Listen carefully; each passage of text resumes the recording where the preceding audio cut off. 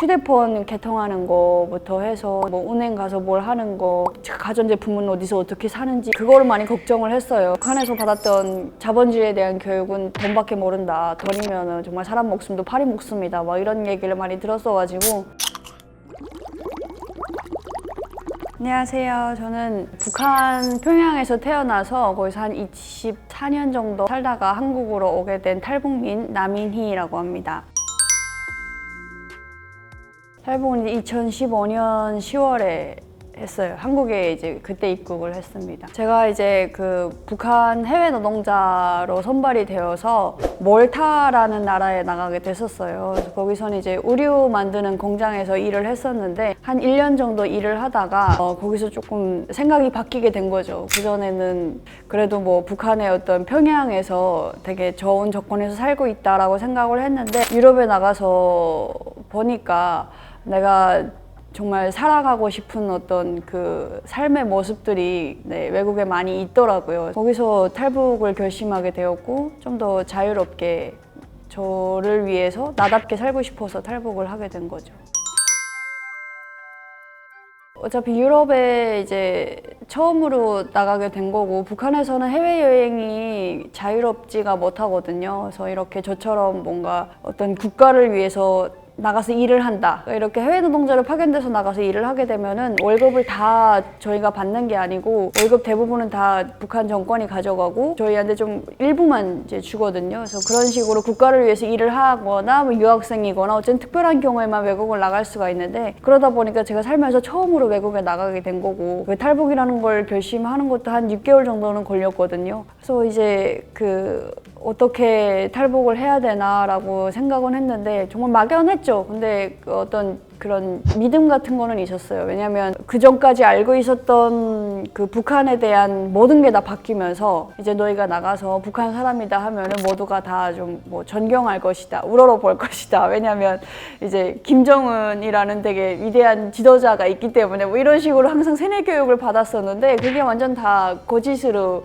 이제 외국에 가서 알게 된 거죠. 그래서 내가 북한에서 탈출했다라고 하면은 적어도 유럽에서는 나를 보호해 줄 것이다. 지나가던 사람도 내가 북한에서 탈출했다라고 하면 나를 보호해 줄 것이지 나를 경찰에 넘기지는 않을 것이다 라는 어떤 믿음이 있었어요. 그래서 이제 실행에 옮기게 된 거고 저희가 이제 북한 사람들이 외국에 나가면은 여권을 다 회수당한 채로 일을 하거든요. 네, 한 3년 정도 일을 하는데 여권을 저희가 가질 수가 없어요. 왜냐면 여권을 가지고 있으면 이제 도망가 버릴까 봐 여권을 뺏긴 채로 일을 하다가 정말 운이 좋게도 저한테 제 손에 여권이 들어오게 됐었어요. 한 며칠 정도? 유럽에서 일을 하다 보니까 노동 환경에 대해서 이런 실태 조사 이런 게 많이 내려오고 이런 과정에서 유럽 그 몰타 지역에 우리나라에 지금 북한 사람들이 와서 일을 하고 있다더라 이런 소문이 돌면서 북한 사람들이 돈 버는 게 다 이제 어떤 로켓 개발, 핵 개발에 쓰인다더라 그 사람도 노동 착취 당한다더라 이런 식으로 막 소문이 나버리다 보니까 저희를 관리하고 있던 책임자가 저희한테 이제 여권을 좀 준 거죠. 너네가 혹시라도 이제 누가 와서 물어보면 여권 너네가 가지고 있다라고 얘기를 해라. 그래서 그 여권을 가진 정말 며칠 안 되는 시간이었는데 이때밖에 없다라고 생각을 해가지고 여권을 들고 바로 배를 타고 나왔었어요. 몰타에서 배를 타고 이탈리아로 가서 일단은 몰타가 섬나라이기 때문에 거기서 빠져나와야 이제 안전한 거예요. 그래서 한 3명에서 이제 같이 실행을 했는데 3명이 힘을 합쳐가지고 배를 타고 이탈리아까지 와서 이탈리아에서 쭉 육로로 통해서 한국까지 이렇게 오게 된 거죠. 특별히 뭐 위험하거나 그랬던 상황은 없었던 것 같아요. 저희가 만약에 중국이나 동남아에서 탈출을 했다면 굉장히 힘들었겠죠. 오는 과정에 뭐 정말 많은 사람들이 저희를 잡으려고 그랬겠지만 유럽이었다 보니까 다행히 크게 북한도 뭔가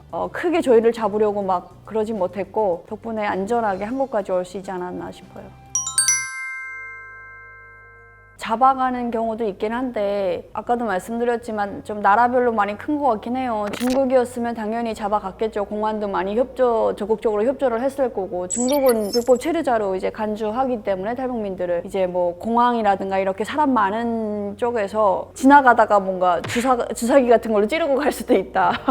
네, 그런 걸 조심해라. 누가 가까이 오면 걸 조심하고 특히 아시아 사람을 조심해라 뭐 이런 얘기들을 많이 들었거든요. 그냥 뭐 잡아가지 못하면은 버릴 수도 있다 이런 이야기를 들었었어요. 탈출하는 과정에 열차도 타고 했는데 열차의 그 옆칸에 중국 사람이 이제 탄 거예요. 근데 그 사람이 너무 북한 사람처럼 생긴 거예요. 그래서 되게 같이 이제 어는 내내 옆칸인데도 불구하고 굉장히 막 긴장을 해가지고 니 지금 전화하고 있는 것 같다, 뭐 북한이랑 전화하고 있는 것 같다, 별집 상상을 다 하고 그랬었는데 다행히 혼자서 알아서 내리더라고요. 그리고 이제 중국말 하면서 가고 그래서 중국 사람이구나 하고 그랬던 조금 그런 긴장했던 순간들은 있었죠. 만약에 그러다가 뭐 정말 운이 안 좋아서 잡혀갔다?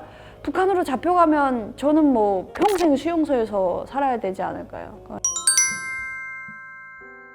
저도 이제 오면서 되게 그거를 많이 걱정을 했어요. 가서 뭐 어떻게 살아야 되나. 왜냐면 북한에서 받았던 자본주의에 대한 교육은 돈밖에 모른다. 돈이면은 정말 사람 목숨도 파리 목숨이다. 막 이런 얘기를 많이 들었어가지고 어떻게 먹고 살아야 되지? 근데 어쨌든 탈북만 하면 뭐든 다 될 것 같은 그 당시에는 그렇게 절박한 심정이었고 반 걱정 반에 또 설렘 반 이런 심정으로 왔는데 집을 준다는 거예요. 네, 처음에 국정원에 들어가서 조사를 받고 이제 국정원에서는 이 사람이 정말 탈북민이 맞는지 그거를 이제 밝히는 과정이 있거든요. 뭐 혹시 간첩으로 위장한 건 아닌지 두루두루 일련의 그런 과정들이 조사 과정들이 있는데 그 과정에서 얘기를 하시더라고요. 집도 주고 뭐 정착금도 준다 그래서 아니 뭐 우리가 뭘 한 거 있다고 더 주냐 그러니까 한국에서는 북한을 미수복 지역이라고 해서 대한민국 헌법상 대한민국 영토로 보기 때문에 거기에 있는 주민들한테 그 북한 주민들한테도 이제 한국으로 넘어오게 되면 일정 정도 살아갈 수 있는 그런 기틀을 마련해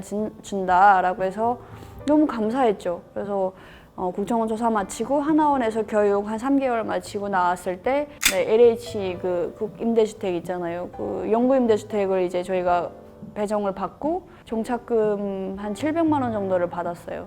그래서 그걸로 초기 생활을 하는 거죠.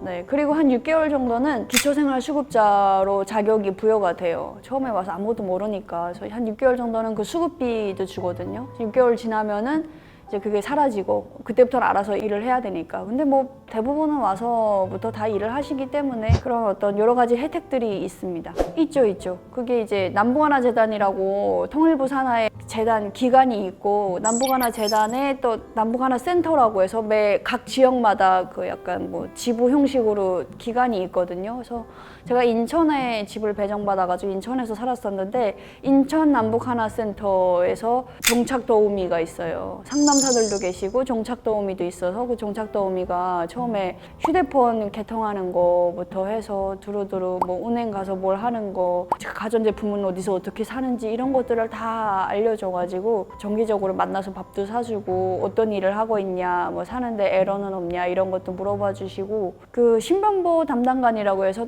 담당 형사님이 또 배정이 되거든요. 처음에 와서 탈북민들이 어떤 신변에 이제 특이사항이 있을 수도 있으니까 그분들도 정기적으로 만나서 뭐 취업도 이제 알선해 주기도 하고 뭐 여러 가지로 많이 도움을 주시는 거죠. 제가 듣기로는 예전에는 그런 게 있었대요. 신분증의 번호에 따라서 탈북민들 그 번호를 특정할 수 있었다고 해요. 그러니까 그게 일부러 탈북민들을 그렇게 한 게 아니라 하나원이 경기도 안성시에 있거든요. 근데 이제 안성시에 어쨌든 뭐 그런 허적이 출생지 같은 게 등록이 되면 거기서 나오는 번호가 있잖아요. 그래서 그런 번호로 탈북민들을 유추할 수가 있어서 이제 중국에라든가 탈북민들이 갔을 때 뭔가 신변상의 불이익 같은 게 있었다고 하더라고요. 그걸 충분히 이제 특정해낼 수가 있어서 그래서 그런 걸 다 없애버렸다고 하더라고요. 그래서 이제 알아볼 수가 없다.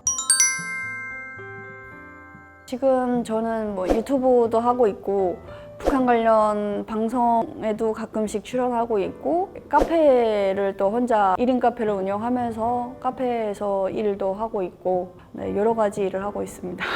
제가 평양을 떠날 때만 해도 한두 개 정도? 네, 그냥 카페라고 정식 어떤 카페라고 볼 수 있는 건 딱 한 곳 정도 있었고 그냥 호텔에 가면은 호텔 러비라든가 뭐 이런 데 카페가 좀 있고 그다음에 이제 그 좀 비싼 식당들이 있어요. 북한에서도 이제 레스토랑이라고 불릴 수 있는 그런 식당들에 가면 커피 메뉴가 따로 있을 정도로 밥 먹고 후식으로 커피를 뭐 마시는 약간 그 정도였는데 최근에 많아졌어요. 평양에도. 그러니까 뭐 많아졌다기보다 여러 개가 생겨났어요. 카페를 이제 뭐 음료도 마실 수 있고 햄버거라든가 이런 패스트푸드 메뉴도 즐길 수 있는 그런 것들이 많아졌는데 커피 가격이 되게 만만치 않더라고요.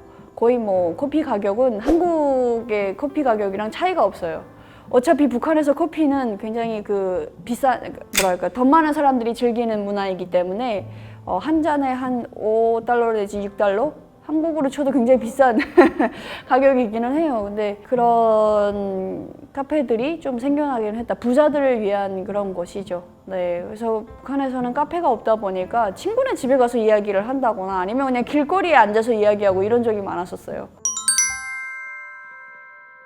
북한에서의 삶이든 여기서의 삶이든 되게 힘들긴 한데 서로 각자 다른 방법으로 힘든 거죠. 북한에서의 삶은 정말 내가 내 마음대로 어떻게 할 수가 없었고 주체적으로 살 수가 없었고 그냥 위에서 하라면 하라는 대로 해야 되고 위에서 하라는 걸 하지 않으면은 불이익을 받는 그런 되게 억울한 삶이었어요. 그리고 국가를 위해서 뭐 북한 정권을 위해서 열심히 일한다고 해서 합당한 보수가 차려지는 것도 아니고 내 삶은 또 내가 먹고 살아가는 방법은 또 내 스스로 어떻게 터득을 해야 되는 굉장히 좀 고달픈 그런 삶이었는데 한국에서의 삶도 마찬가지로 힘들기는 해요. 근데 어쨌든 나를 위한 삶인 거잖아요. 여기서는 열심히 하는 한 만큼 나한테 다 차려지는 거고 그렇기 때문에 굉장히 힘들어도 보람이 있다. 북한에서 살아온 저한테는 지금도 굉장히 만족스럽다. 내가 열심히 일해서 만약에 뭐 내가 막 갑자기 어떤 돈을 엄청 벌었다라고 해서 막 정권에서 그거를 막 착취해가고 그러지는 않잖아요. 열심히 일한 만큼 또 적게 일하면 적게 일한 만큼 또 내가 책임져야 되는 거고 모든 어떤 결정과 선택 뭐 그런 집중들이 다 나를 위한 거기 때문에 굉장히 힘들어도 보람 있는 삶이고 네 그런 것 같습니다. 뭐 북한에서 보면은 특히나 덜격대라고 하는 그 건설을 기본으로 하는 어떤 부대 기간이 있는데 덜격대라고 하거든요. 아파트 건설은 다 그 사람들이 하는 것 같아요. 근데 정말 밥 한 끼 제대로 못 먹고 일을 하거든요. 그냥 시키는 거예요, 일을. 안 하면 이제 처벌을 주고 이러니까 월급이라고는 있는데 월급 가지고는 쌀 1kg도 살 수가 없고 이런 것이다 보니까 근데 또 일을 안 하면 안 한다고 또 처벌을 줘요. 그러니까 어쩔 수 없이 대부분의 북한의 어떤 가정 형태가 남편은 나가서 일을 하고 와이프가 장사를 하든 뭘 하든 해서 먹고 살아가는 그런 환경이거든요. 그러니까 대놓고 불만이 있으면 불만이 있다고 얘기를 할 수가 없어요. 차라리 그냥 불만이 있는 걸 감수하고 살아가는 게 훨씬 더 안전하게 사는 거지 불만이 있다고 얘기하면 잡아가 버리는 그런 것이거든요. 굉장히 부당한 것이죠. 근데 이제 한국에서는 힘들면 힘들다고 얘기를 할 수가 있잖아요. 어쨌든 간에. 그리고 불합리한 뭐 이런 여러 가지 여론들이 섞이고 막 목소리가 높아지게 되면은 또 알아서 이제 뭔가 문제 해결을 위한 사람들이 또 나서기도 하고 막 그런 것들이 되게 좋은 게 아닌가. 뭘 해도 열심히 할 만한 사회이다라는 생각을 항상 해요. 탈북민이 뭔가 잘못을 했다 이러면 아니면 북한 남북 관계가 안 좋아진다거나 뭐 이렇게 되면은 우리 세금으로 뭐 탈북민들 자꾸 이런 얘기가 나오는데 저 같은 경우에는 20대 초반에 왔잖아요. 20대 초반에 와서 그렇게 어떤 받은 혜택으로 내가 어떤 소득이 발생하는 순간부터 죽을 때까지 대한민국에 세금을 내면서 살아야 되잖아요.